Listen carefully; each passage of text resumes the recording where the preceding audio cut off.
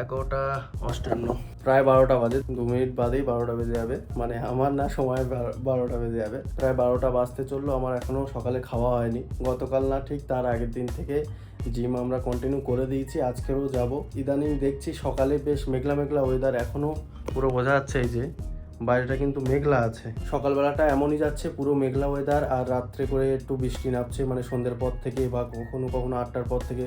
কালকে তো বেশ ভালোই বৃষ্টি হয়েছে সন্ধ্যের পর থেকে। এখন জিম তো কন্টিনিউ করছি, সাথে হ্যাঁ মনে করে রেনকোটটা বের করে রাখতে হবে, রেনকোটটা সাথে নিয়ে যেতে হবে। আর এখন 3-4 দিন টানা, এক সপ্তাহের উপরে দেখলাম টানা বৃষ্টি দেখাচ্ছে, তো রেনকোটটা সাথে করে নিয়ে যাবো। আগের দিনও গতদিনে গেছিলাম, ভিডিও করা হয়নি, মানে ঠিকঠাক ছিল না, তো প্রতিদিনই সকালে ঠিক করছি, রাত্রে জিম কন্টিনিউ করে দেবো, কিন্তু কোনো না কোনো কাজ পড়ে যাচ্ছে, কারণ না কারো ওই জন্য যেতে পারিনি। গতকালকে এলো সত্যমের বার্থডে, তো সত্যম বাড়ি ছিল না, সত্যম গেছিল বিহারে। সত্যম হয়তো আজকে থেকে কন্টিনিউ করে দেবে, এখনো শিওর নেই, ফোন করবো। শাহরুখদা আমরা তো যাবো, এবার টাইমিং নিয়ে সমস্যা হচ্ছে। আমি প্রায় এখন গরমের সময় দুপুরবেলা কাস্টমারের অত চাপ থাকে না, রৌদ্রের জন্য বেরোতে পারছে না, আর ঠিক রাত্রে মানে 7টা থেকে 9টা অবধি একটা ভালো রকম চাপ প্রেশার যাচ্ছে আর কি, চাপও যাচ্ছে প্রেশার যাচ্ছে, একই রকম দুটো কথা। সেই কারণে দেখছি হয়তো 8টার দিকে নাও বেরোতে পারলে ওদের বলে দেবো চলে যেতে, আমি 8:30টার দিকে বেরিয়ে চলে যাবো, বা যখনই সময় পাবো বেরিয়ে চলে যাবো, যদি ওয়েট করে ওরা, আর আসার সময় একসাথে চলে আসবো। এখন গোপ্রোটা চার্জে বসাবো, আজকে মোটো ব্লগ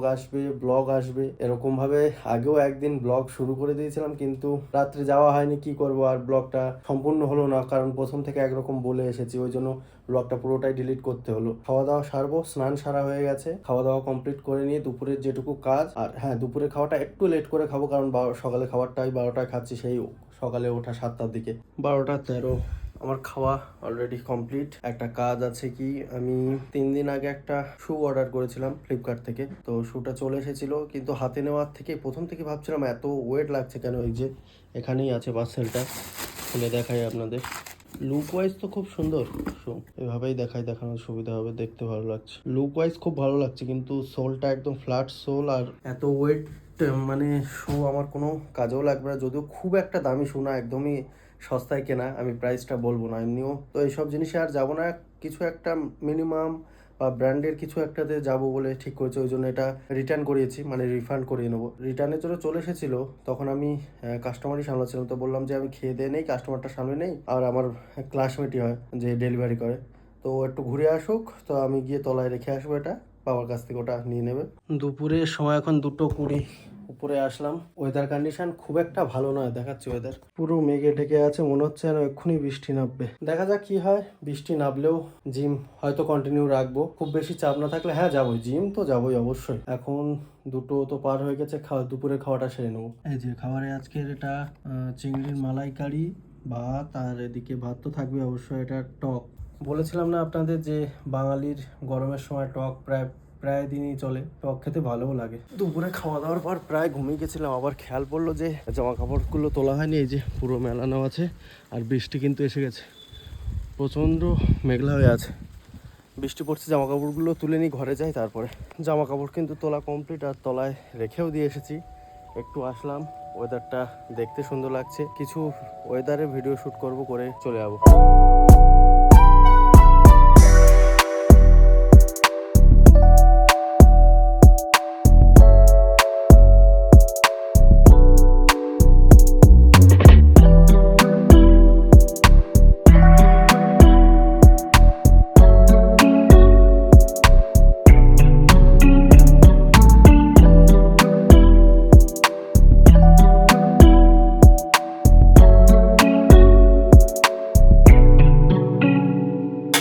ওই যে দোকানটা ঠিক ওই পাশটায়, কিন্তু ওই যে দেখা যাচ্ছে ওটা স্কুল আমাদের ছিল আর কি, মহৎপুর হাই স্কুল। ওই যে ইন্টারকমটা ওইভাবেই চার্জে বসিয়ে দিয়েছি, ওখান থেকে আর খুললাম না। আর গোপ্রোটা আমার হাতেই আছে, আগের দিন এতদিন যাবৎ দেখেছেন, মানে অনেকেই ব্লগারের কাছে শুনেছেন গোপ্রো হ্যাং হওয়ার কথা, আর আজকে লাইভ দেখিয়ে দিচ্ছি হ্যাং হওয়ার, না পাওয়ার অফ হবে না কিছু হবে। গোপ্রো এত বছর শুধু আপগ্রেডই করে যাচ্ছে, কিন্তু ভেতরের যে চিপটা কিন্তু ভালো করছে না, মানে প্রসেসরটা বলা যায়, কেন জানি না। এখন যতক্ষণ না ব্যাটারি খুলে ইনসার্ট করবো ততক্ষণ এরকম হ্যাঙ্গই হয়ে থাকবে। এই যে ব্যাটারি খুলে ইনসার্ট করাতে আবার কিন্তু ঠিক হয়ে গেল। এখন পাওয়ার অফ করে চার্জে বসিয়ে দেবো।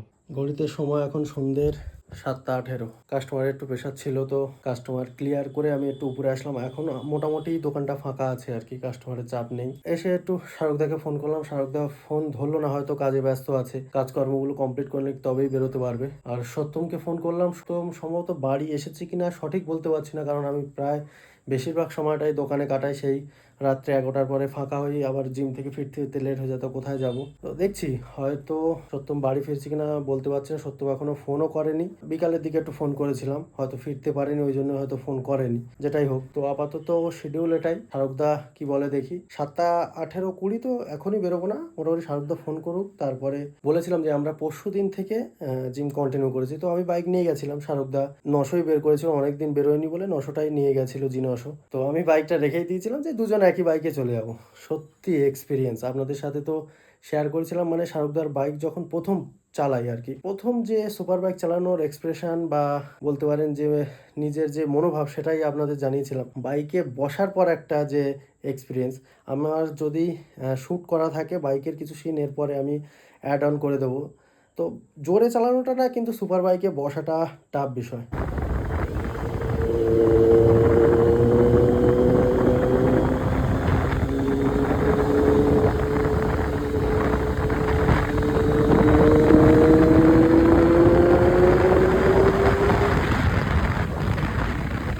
বিষয় এটাই, অনেক বাইকে বসেছি, 190 প্রত্যেক বাইকে ইভেন আমিও চালাই, কিন্তু ওরকম কখনো ফিল করিনি। তো একটু ভয়ে ভয়ে ছিলাম। আজকে দেখছি হয়তো আমি বাইক নিয়েই যাব, আমি বাইকে আর রাখছি না। এই এক্সপিরিয়েন্সটা শেয়ার করার দরকার ছিল, সেই জন্য শেয়ার করে দিলাম। আজকেই আমি বিকালে বসে বসে আরও কিছু সাপ্লিমেন্ট দরকার, সেগুলো অর্ডার করে দিয়েছি, তো খুব শীঘ্রই সেগুলো চলে আসবে। যেটা শু বলেছিলাম আপনাদের দুপুরে রিটার্ন করেছিলাম, তো তার রিফান্ড আমি পেয়ে গেছি রিটার্ন করার সাথে সাথে, মানে আজকেই রিটার্ন হলো দুপুরে, বিকালের মধ্যে আমার পেমেন্টটা চলে এসেছে। আর একটা জিনিস নিয়ে খুবই টেনশনে আছি, তো ওটা আপনাদের হয়তো কালকের ভিডিওতে জানাতে পারি। এই ইন্টারকমের ব্যাপারটা আমি এখনও বুঝতে পারিনি। যখনই চার্জে দেই, ইভেন চার্জ লো থাকলেও ব্লিঙ্ক করে, চার্জ ফুল হয়ে গেলেও ব্লিঙ্ক করে। সম্ভবত সন্ধ্যের থেকে, সেই বিকাল থেকে বসিয়ে দিয়েছিলাম চার্জে, তো ফুল চার্জ তো হয়ে যাওয়ারই কথা, তাও ব্লিঙ্ক করে যায়। মানে আমি এর আগেও দেখা যাচ্ছে 6-7 ঘন্টা একটানা চার্জে বসিয়ে রেখেছিলাম, তাও ব্লিঙ্ক হয়ে যায়। তো এটা বুঝতে পারছি না, ওইভাবে নিজের হিসাব মতো আন্দাজ লাগিয়ে নিতে হবে। এটাই সময়টা দেখাই, এই যে 8টা 9। এখন ঘটনাটা বলি, সত্যমের একটু আগে ফোন আসলো। সত্যম আজকে সকালই ঢুকে গেছিল, ফার্স্ট সকালের দিকে বাড়ি চলে আসতে। এবার কাজ থাকে, দোকানে কাজই করছিল, তো ওই জন্য ফোন করার সময় পায়নি। এখন ফোন করে জানালো, মানে ওরা একটু জন্মদিন গেছে, সেই জন্মদিন তরুণ একটু বন্ধুরা কজন মিলে একটু ঘুরতে বেরোবো। তো আজকে জিমটা ক্যান্সেল হলো শেষ অবধি, ভেবেছিলাম কন্টিনিউ করে ফেলবো, কিন্তু কালকে থেকে অবশ্যই যাচ্ছি। আজকে দিনটা একটু, বন্ধুর জন্য একটা দিন অবশ্যই দেওয়া যায়, একটু ঘুরে টুরে এসে খাওয়া দাওয়া সেরে তারপর বাড়ি। ঘোরাটা হয়তো ভিডিও আসবে না, আজকে ভিডিওটা এই অবধি। আমার দিনের শিডিউল কিছুটা এরকম গেল, কিরকম লাগলো অবশ্যই বলবেন। আর বলে রাখি ভিডিও শেষে, আমার প্রিয় রঞ্জন দা, অবশ্যই যার কথা বারবার ভিডিওতে বলি, খুবই হেল্প করেন। রঞ্জন দা বলেও ছিলেন যে পরেশনাথের জন্য গেছেন, উনি বলেও ছিলেন যাওয়ার জন্য, কিন্তু শেষ অবধি কেউই যেতে পারেননি, তো উনি একাই চলে গেছেন। আমাদের একটা গ্রুপ আছে, তো কেউ কোথাও ট্রিপ প্ল্যান হলে অবশ্যই জানাই, তো উনি গেছেন, তার জন্য ভিডিও ছাড়ছেন। খুব ভালো জায়গা, অবশ্যই যেতে পারবো না, আর খুব শীঘ্রই একটা চেষ্টা করছি। উনি একটু লং রাইডে বেরোতে চাইছেন না, আবার আমরা বেশি দিন কাজের মধ্যে বদ্ধ থাকি, ওই জন্য একবারে একটা টানা বড় ছুটি নেওয়ার জন্য এই জন্যই চেষ্টা করছি। তো ওই জন্য উনি শর্ট একটু ঘুরে আসলো, আমরা লংটা ঘুরে আসার পর যদি কোনো শর্ট ট্রিপ প্ল্যান করি, অবশ্যই উনি অ্যাড অন হবেন, তো অবশ্যই ওনাকেও পরিচয় করে দেবো ভিডিওতেই। আজকে ভিডিওটা এই অবধি, কেমন লাগলো অবশ্যই কমেন্টে জানাবেন। দেখা হচ্ছে পরের কোনো ব্লগে। Tata, good night. বলেছিলাম যে মোটো ব্লগ হবে, তো আজকের জন্য মোটো ব্লগ হচ্ছে না, সবই জিনিস গুছিয়ে রাখবো।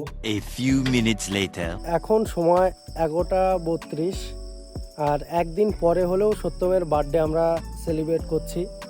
সত্যম এখানে বসে, সত্যম হ্যাপি বার্থডে। আর এখানে মোনাদা আছে, শাহরুখদা আছে, শাহরুখদা অনেক দূর থেকে এসেছে, আর বুম্বা। এটা সত্যি মোনাদা না জানিয়ে কেকও এনেছে, আর স্নো স্প্রেও এনেছে। Happy birthday to you, happy birthday to Satyam. Celebration 3-4 জন হলেও করবো একদম। Happy birthday once more. Birthday celebrate হয়ে গেছে, এখনো মোমবাতি নেভানো হয়নি একদম। এটাই, মোমবাতি নেভানো হয় না, আমাদের মধ্যে একটা আছে একদম। লেটেস্ট নিউজ, মোনাদা গাড়ি সেলফ নিচ্ছিল না, কিং মারতে গিয়ে জুতো ছিঁড়ে ফেলেছে।